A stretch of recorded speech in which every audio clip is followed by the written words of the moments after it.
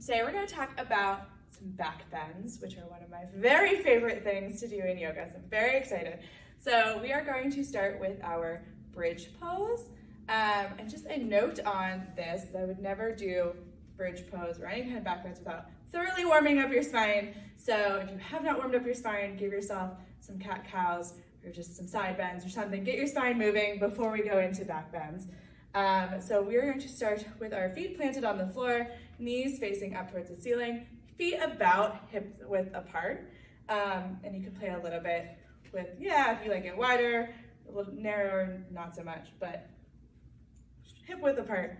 And then hands down on the mat. So she's going to press her hands into the floor and press her feet into the floor. And that is the base of your bridge. And then when she's ready, on her inhale, she's going to press through those hands and feet and lift the hips up towards the ceiling.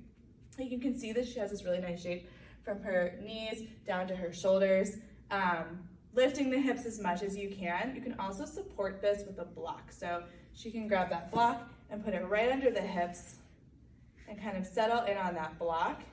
And that kind of lets you hold the shape a little longer, supporting those hips. And then when you're ready to come down from this, she's going to remove that block and she's going to keep those hips high and then rolling through the spine. Yes, to gently let those hips come down. We want that same control going up as we have coming down to gently roll through our spine.